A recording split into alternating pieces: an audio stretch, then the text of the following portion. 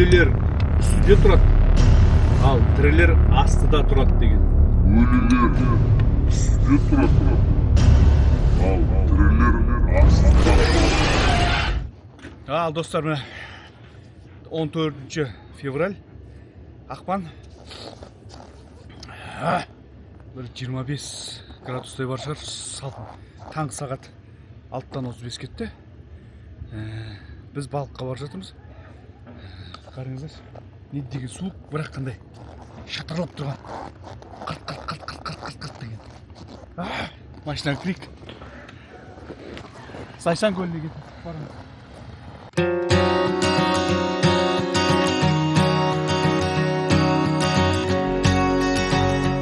Балыққа міне кетіп баратырмыз. Ақжардың ішінде. Димаш Құдайбергеннің өлеңіне біздің қазақстандық еркін сырғанаудан алтын алып та, сонау Италияда біз Қазақстанда мынандай күн суықты соған риза болып отырмыз. Қазақстанның қоржынында тағы бір алтын медаль деп. Жастарымыз осылай спорт жағынан дамып, елімізді таныта берсін. Дұрыс па жігіттер? Жігіттер көрсетпіш. Алтын құтты болсын жігіттер.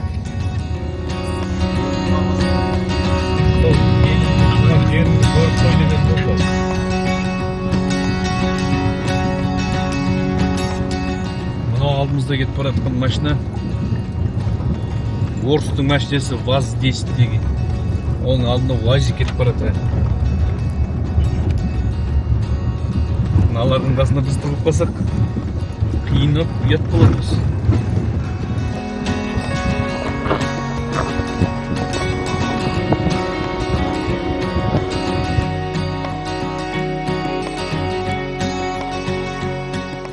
Осы ауылда, ауыл дейміз ба, бригада дейміз ба, 5-6 үй бар. Осы жерде жаңағы 3 па 4 па кеме жатыр. Арал теңізінен тартылған Арал теңізінің маңайында жүріп тұрады ғой кемелер, сол сияқты. Оның бәрі осы жерде балық аулап күн көреді адамдар. Балық аулап күн көреді. Біз мысалы балыққа шейін бір ермек үшін бір сөйтіп ұстап жүрсек, бұлар кәдімгі бұлақтың халқы балық аулап күн көреді. Балық аулап күн көреді. Сондай. Бізде халықтың тұрмыс жағдайын осылай өз көзімізбен көріп отырмыз.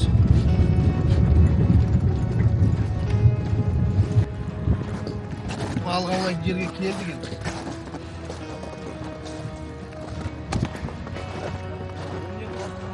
Ана жерде киім бесең енді. Жылың киім бесең енді. Ойбай. Қатасың ғой, қатасың. Аяқ киім киейін мен құдай ау.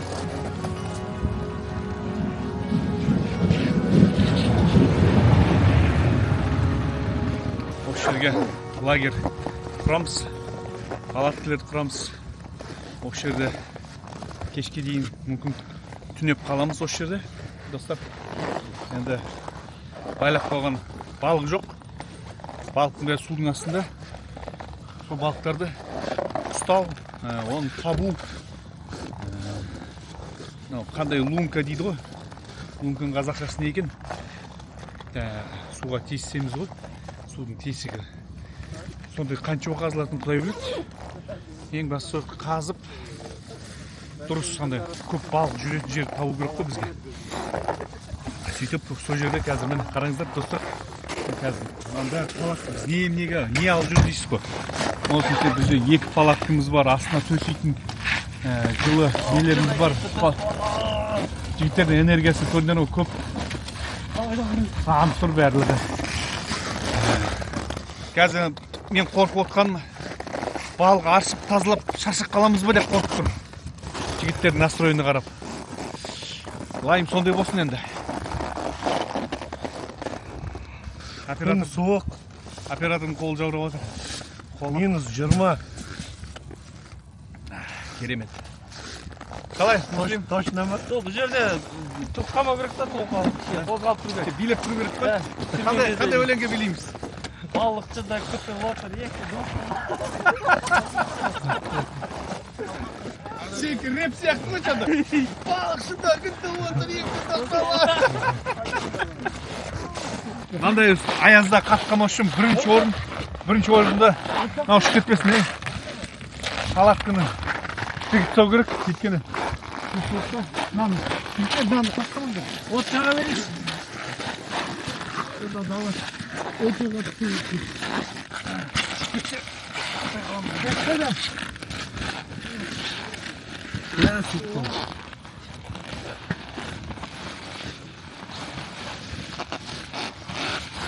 Sütler masraf yok böyle.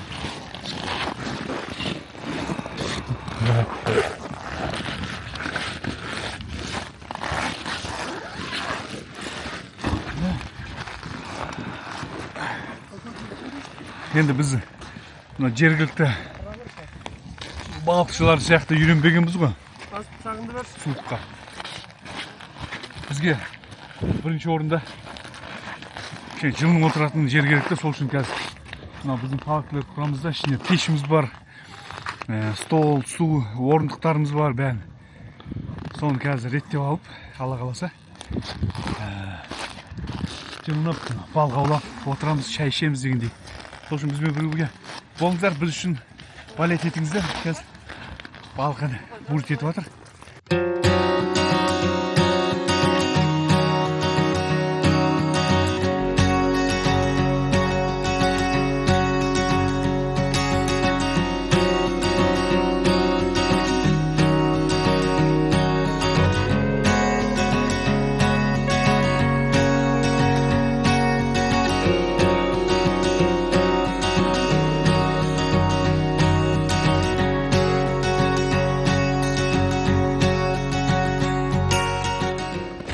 Дәулет, бірінші балықты жіберу деген бар ма сендерде? Жоқ па ондай? Мына енді достар, бірінші балығымыз, Аллаға шүкір. Енді біз Алматыда бірінші балықты жібере салады, бірақ бұлар айтады, жібергенмен пайда жоқ дейді, өліп қалады дейді өйткені. Өйткені бұл мынау кішкентай окунь, алабұға қазақшасы, алабұға. Бісмілләсі басталды онда.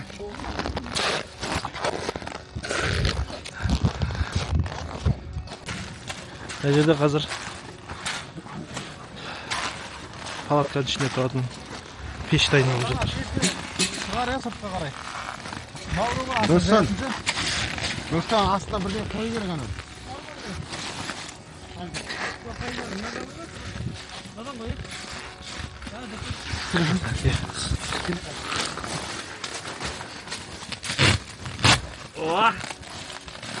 Давай.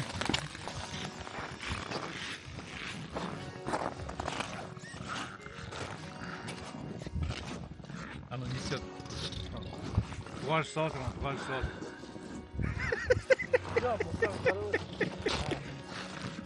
Балықтар шақырып жатыр, қарап бек кеңдер үйде жатыр онда. Оу. Кетmiş. Нәрсе бір алып жоқпын. Бұл басында блесна деп аталады. Достар, енді балықшылар біледі, блесна деп. Блесна дегеніміз ол жаңағы жылтырауық қой, жылтырайды ше. Осыны мынау жыртқыш балықтар алады да не істейді?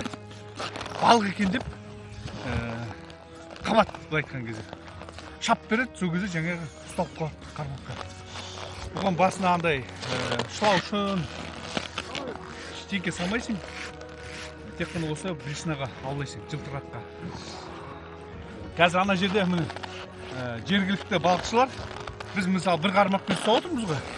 Жергілікті балықшылар 6 қармақты бірден екі қолымен 3 қармақтан бүйтіп аулайды. Бірден. Енді біз олар сияқты кәсіпкер, профессионал емеспіз. Біз біреумен әйтеуір осылай ұстасақ. Қапты кішкене. Или қапты, или не? Мүмкін астында бірнеше. Қазір көреміз. Ағана бар. О. Щука. Сука. Тортам. Машинаға. Ал енді мынау бірінші Мына Дәулет ағамыз. Мына жүрсін қараңыздар. Аға қараңызшы. Мына қараңыз, алдын ашып тастаған. Енді менің үстімді қараңыздар. Қалай оранып ағам. Мен кісіден сұрасам, сіз орып атқан жоқсыз ба десе. Ыстықта жүрмін дейді. Міне. Терлеп жүрміз. Аға жалпы қалай Қашиын ғой. осы кәсіп, өзіңіздің кәсібіңіз ғой, бұл? Балықшымен айналысу. Кәсібім мен жиһаз жасаймын. Жиһаз жасайсыз, Иә. Жиһаз жасаймын. Бұл сізде хобби. Иә. Балық қармақ деген ол демалыс қой. Бірақ енді почти что 7-24 осы жердеміз. Білесің жоқ қой. Чортан көзімен қарасаң, чортанның көзімен қарайсың. Машина бар ма андай? Демей, Еле салатын или байлау керек па? осы жолғы бір апта боранда шыға алмай қалдық. Онан кейін аяздар қатты болды. 46 примерно. Қазір неме ғой? 20 градус. Аяз ба? Жаз ғой. Бұл жерде қазір основном чортан, судак, сазан, карп, платва, окунь, лещ, язь, налим.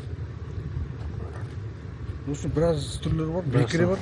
Мынау жоқ дегенде бізде қазіргі щукаларға арналған бір 0,5-тен жоғары саламыз ғой. Қыстың күні. Жаздың күні 0,4 жарай береді. 0,2-0,3-терде чортан сәнге жүр. Ойланбайды. Аллаға шүкір балықтар түсіп жатыр мұқаға. Мына жер осы біз тұрған аумақ қазір таза балыққа, қармаққа рұқсат етілген любительдерге арналған жер. Именно осы халыққа специально бөлініп берілген жер. Кеп демалу үшін, қармақ салу үшін. Содан осынша көтересің. Осылайдан бір сәл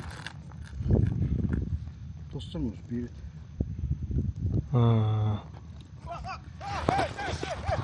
Чортан!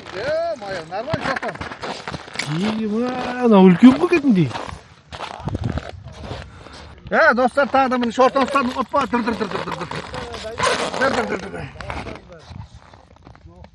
Міне, Аллаға шүкір. Міне, екі окунь ұстадым міне, алабыға. Енді міне шортан міне, Аллаға шүкір. Махаббат күнде, балықпен махаббат болып отырмыз. Қараңдар. Басында үшеу. Бір басында, мынада да үшеу.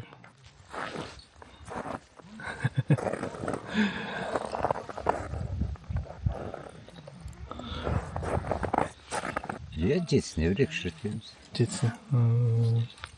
Енді міне бағана азаңда келдік уже міне түс ауа болды. Күн жылып, бағана келген кезде кәдімгідей қырау болып жарып тұрғанбыз. Қазір ауа райы -3-5 сондай болып тұрды, әдемі болып тұр. Бірақ қазір кішкене балық қатты неактивный болып қалды кішкене. Но онда да әйтеуір бұйырған түсіп жатыр. Анау бізде екі палатымыз алып келдік. Біреуінде пеш қойып, балықтарымыз сол жақта тазалап қазір. Құдай қаласа пісіріп жейміз ба, уха жасап жейміз ба. Екінші бөлмеміз бар ол жақта. Ұйықтаймыз ба, көреміз. Сондай бір общем бір жақсы. Мына мұздың бір не қылатыны, қаңғалатын дауыстар шығады. Жарықтар бар осы жерде.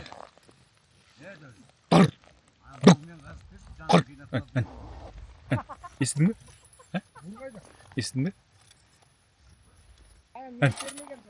Қатар-қатар айда қалады ше. Осының бәрі қауіпті емес қой.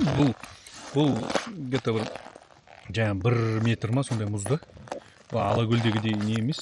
Бұл Алакөлде Уайымдайтын дейсіз ғой. бұл жер қана қалың болады да. Көктемде әлбетте енді жұқара бастайды ғой. Но қазір 1 метрден аса жаңа мұз бар.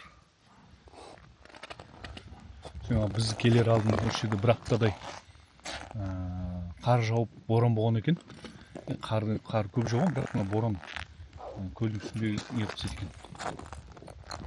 қарды лақтырып сөйткен. Қазіргі мен технологияны қараңыз мен. Бұрр дегізіп қазір мен Дәулет бауырымыз лункалар кесіп тастайды. Тесіп түсіріп снято қопсып қойды.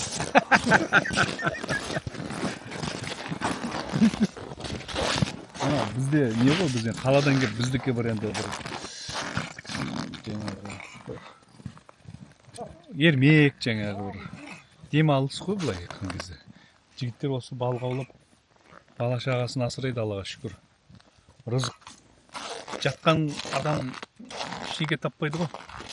Бірақ жүріп әрекет еткен адам әлбетте өзінің рызығын табады. Бөлек бірнеше қапты үлгермей қалдым.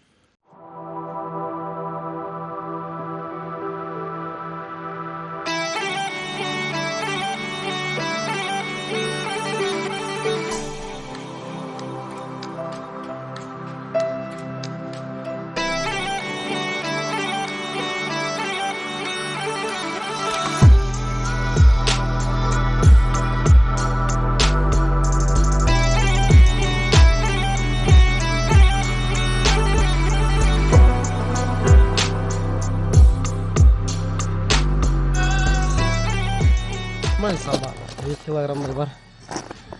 Күшті.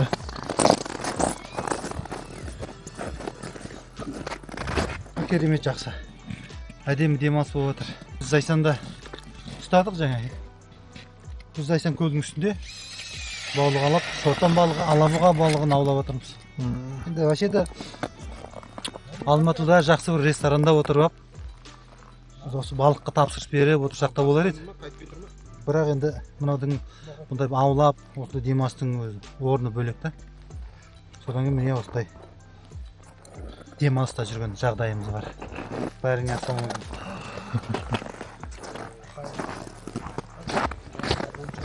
Қош сөйлемеш маған бар. Елдің бәрі ұстап жатыр әне.